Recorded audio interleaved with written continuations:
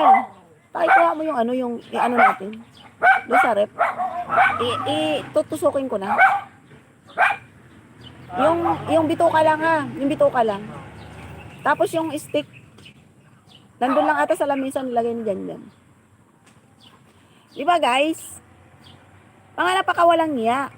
Diba? Hindi mga nahiya ba sa uploader ba? Ako, hiya ako eh. Ako nga eh. Mayroon akong may interview ako doon sa beneficiary ni Starax, yung si Joy. Hindi ko nga in-upload, guys. Dinilit ko na lang. Kasi kahit sinabi sa akin ni Starax na okay lang Lods, i-upload mo, hindi ko in-upload. Kasi beneficiary niya 'yon. Ayoko kasi ng bida-bida ako, guys. Ayoko ganun. May hiya kasi ako, mayroon akong hiya. Mayroon akong hiya. 'Di ba? Ako kasi hindi ako madamot eh. Katulad halimbawa may kuha ako na magandang kuha ko. Pero si Starax ang naandun. Binigay ko sa kanya. Lods, nandiyan ka pa ba? Ilang milyon na yon? Behind the scene yun, guys. Si Starax ang kinuhanan ko. Binigay ko sa kanya. Kasi maganda yung pagkakakuha ko. Yung time na yun. Maganda yung pagkakakuha ko sa kanya. Binigay ko sa kanya. Kasi siya yun eh. Diba? Kuha ko na nga yun eh. Diba? Ganon. Hindi kasi ako madamot. Ganon. So, ayun. Ayun guys, no? Mag-ano ko ng barbecue. Ayan, ano ba yan? Diba? Diba guys? Hindi kasi ako bida-bidang tao. Hindi ako katulad ng mga ibang ano dyan na kumita lang sila. Kumita lang. Hala, upload dito, upload doon. Diba? Yung mga tinatawag na mga makakapal ang apog. Mga makakapal ang pagmumuka.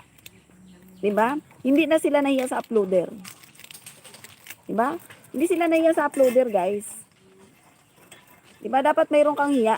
Kasi hindi naman sa'yo yan eh. Diba? Maliban na lang ako nga, kahit sabihin pa nga ni Starax, Luz, i-upload mo, okay lang.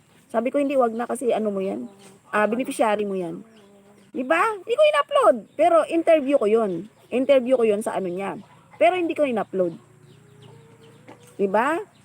Ganon dapat. Huwag matigas ang pagmumuka. Ha? Katulad sa inyo, mga walang niya kayo. Itong mga walang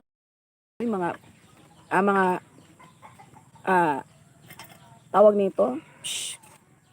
Yung mga content creator, lalo na sa Blue App. Nandun, ang mga makakapal, ang mga pagmumuka. Kasi alam nyo ba guys, yun nga sinasabi ko nga sa inyo, malaki po ang kita sa Blue App, sa mga pictures. Yun. Kaya puro pictures yung mga ano nila, yung mga ina-upload nila. Diba? Ganon. Ganito lang. Pwede pala ka ng mga kasunod, diba? Okay na. Para marami. So, ganon. Ha? Kaya wag matigas ang pagmumuka natin. Ha? Ayan guys, gumagawa ko ng isaw barbecue. Ang bango Minarinate ko yan kanina, guys. Diba? Kaya tayo dapat, no? Wag naman tayong makakapal ang pagmumuka, guys. Oo. Kaso lang, bili muna tayo doon. Ng alin? Lakad tayo. Oo, sige. Bibili ng ano ba? Yung MT. Okay. Sige, mamaya na lang. Pagtapos yung live. Diba? Mga ganon.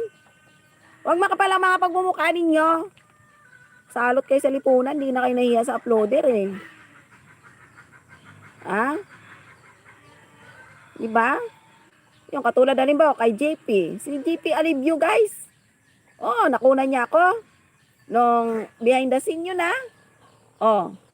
in-upload ba niya? Hindi. Binigay niya sa akin. Diba?